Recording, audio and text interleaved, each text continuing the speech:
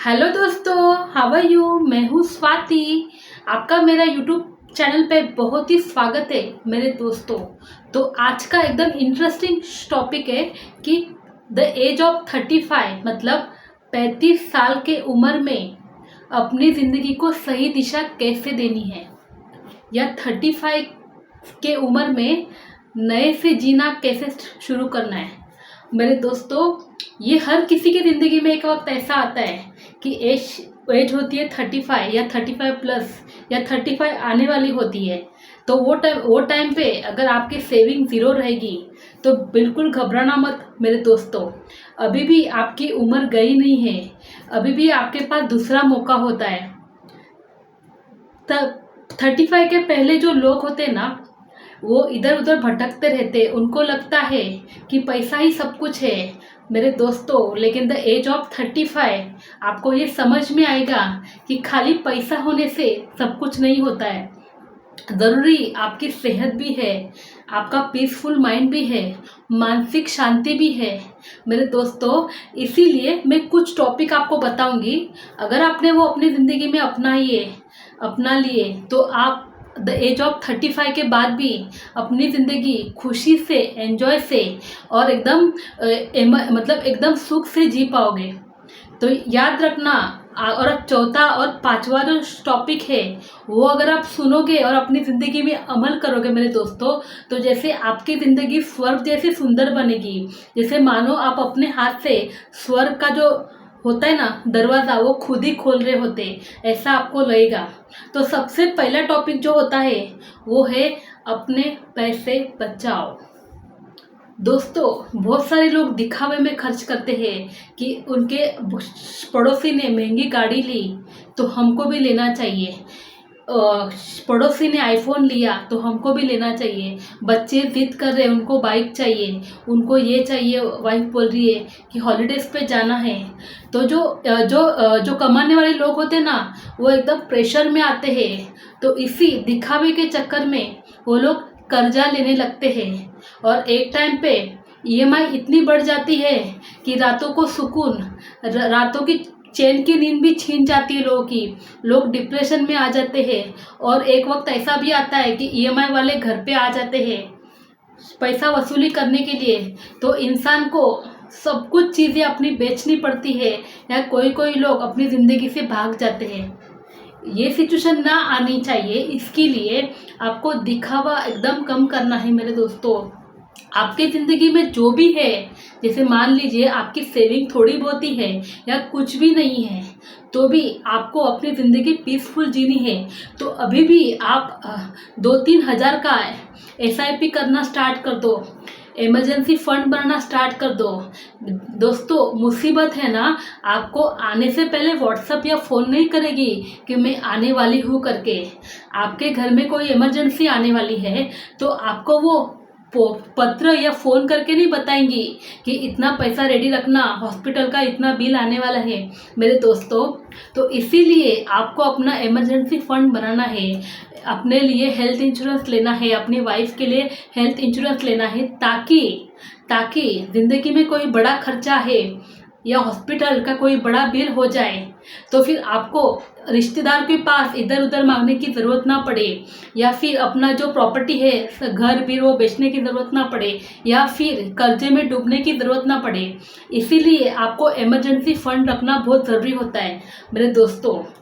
दूसरा जो टॉपिक होता है मेरे दोस्तों वो है कि कंपैरिजन बंद करो। कंपैरिजन मतलब दोस्त के पास बड़ा घर लिया तो मेरे को भी लेना है लोन पे, दोस्त ने बड़ी कार ले ली तो मेरे को भी लेना है। इसी चक्कर में लोग ईएमआई में आ जाते हैं। हमारा तीसरा टॉपिक जो होता है वो है कि हर किसी को खुश करना बंद करो।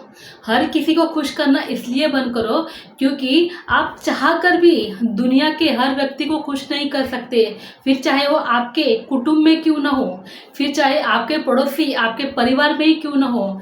दोस्तों, आज की दुनिया का सच ये है कि लोग भगवान से भी दुखी है, हम तो फिर भी इंसान हैं। इसीलिए एक कॉम्प्रोमाइज़ अपने हद तक ही करो, एक बाउंड्री तक ही अपना कॉम्प्रोमाइज़ करो। किसी को भी खुश करने की ज़रूरत नहीं है, ठीक है। और चौथा जो टॉपिक है मेरे दोस्तों, वो है अपने परिवार के साथ समय बिताओ।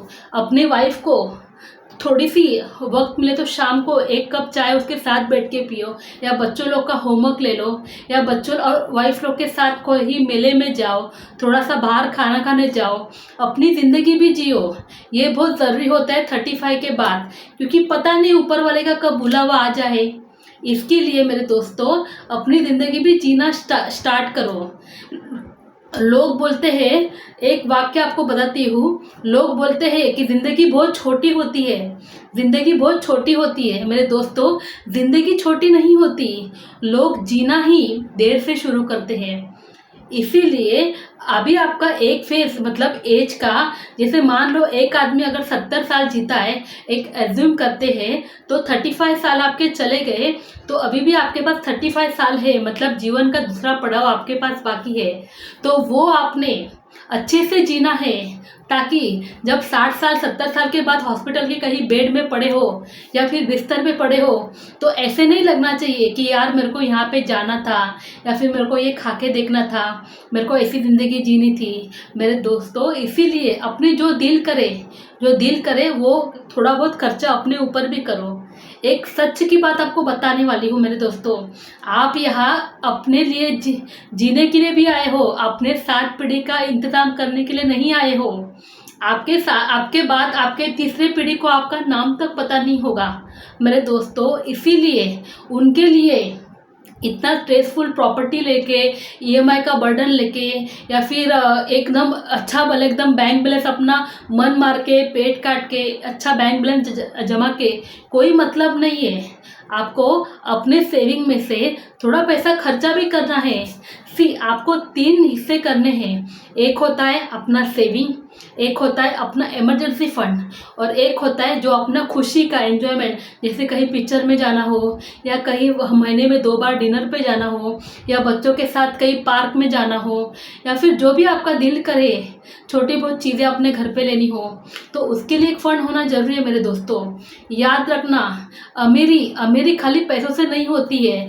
अमीरी वो इंसान होता है 35 के बाद जिनके पास पैसा भी है, जिनके पास समय भी है, जिनके पास सेहत भी है, जिनके पास परिवार भी है, और जिनके पास रात को चैन की नींद भी है। उसको असल ज़िंदगी में अमीर बोलते हैं मेरे दोस्तों। तो अगर आपको रियल में अमीर बनना है, तो आपको आज ही से अपनी सेविंग शुरू करनी है, इमरजेंसी फंड जमाना है, अपनी सेहत का ध्यान रखना है, किसी से उम्मीद नहीं रखनी है, और सबका सुनना बंद करना है। और मेरे दोस्तों, हमारा चौथा और हमारा आखिरी टॉपिक है, ज़िंदगी जियो, अपने लिए जियो। ऐसा नहीं कि बच्चे बच्चे, बीवी बीवी, माँ बाप ऐसे नहीं, अपने लिए भी जीना चाहिए।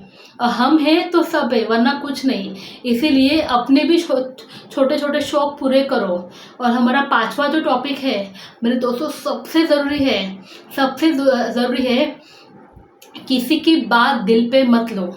आपने सुना होगा कि अगर कोई किसी को ब्रेन हेमरेज हो गया, लोग डिप्रेशन में क्यों जाते हैं? क्योंकि वो अंदर की बात बोल नहीं पाते हैं। जैसे अगर आपको कुछ बोलना है, जैसे अगर आपके बच्चे आपकी बात नहीं सुनते, या बीवी आपकी बात नहीं सुनती, या हस्बैंड आपकी बात नहीं सुनते, तो लोग है ना अंदर ही अंदर है ना डिप्रेशन में जाते हैं। रोज के घर में झगड़े हो। तो मेरे दोस्तों, अपने फैमिली के साथ म्यूचुअल अंडरस्टैंडिंग रखो। अपना जो वाइफ और बच्चों के साथ रिश्ता एकदम मजबूत रखो। अपने वाइफ और बच्चों के साथ पहले से ही अपनी जो फाइनेंशियल कंडीशन है उनको बता के रखो, देखो अपने पास पैसे नहीं है या थोड़े पैसे हैं, अपने को इसने में ही सर्वाइवर करना है। आप उनको अपनी सच्चाई बताओ, ये नहीं कि मेरे पास इतना है बेटा, जो बोल मैं ला के दूंगा, मैं कहीं से भी ला के दूंगा अपने बच्चों के लिए, मैं कर्जा निकाल के दूंगा। नहीं, बहुत गलत बात। आपको आपके बच्चों को रियलिटी पता होनी चाहिए कि मेरे पापा इतनी स्ट्रगल करे हैं, या मेरी मम्मी इतनी स्ट्रगल करी है, उन्होंने बहुत मुश्किल से हमको जिस हालत में हमको पाला है। तो आपके बच्चों को ये ज्ञान होना चाहिए, और ये ज्ञान आपको खुद को उनको देना है। आप क्या स्ट्रगल कर रहे हो ये उनको खुद को पता होना चाहिए, तब जाके वो बुढ़ापे में आपकी रिस्पेक्ट करेंगे। ये बहुत ज़रूरी होता है मेरे दोस्तों। अगर आपको बुढ़ापे में अपने बच्चों का प्यार चाहिए, तो आपके जवानी में उनसे रिश्ता अच्छा रखो, उनसे रिश्ता मजबूत रखो, उनसे रिश्ता दोस्ती का रखो, तो आपके बच्चे बुढ़ापे में आपका साथ देंगे। और 35, 45, 55, 65, 75 के बाद भी आपकी ज़िंदगी एकदम अच्छे से कटेगी। अगर आपको मेरी सच्ची बात अच्छी लगी, अगर आपको मेरे से थोड़ा भी कुछ सीखने को मिला, तो हमें पसंद, लाइक एंड हमारे चैनल प्रेरणा स्वाति से को सब्सक्राइब कर लीजिए। हैव अ गुड डे और अपनी ज़िंदगी 35 के बाद भी एंजॉय से जिए। थैंक यू सो मच दोस्तों। Have a good day.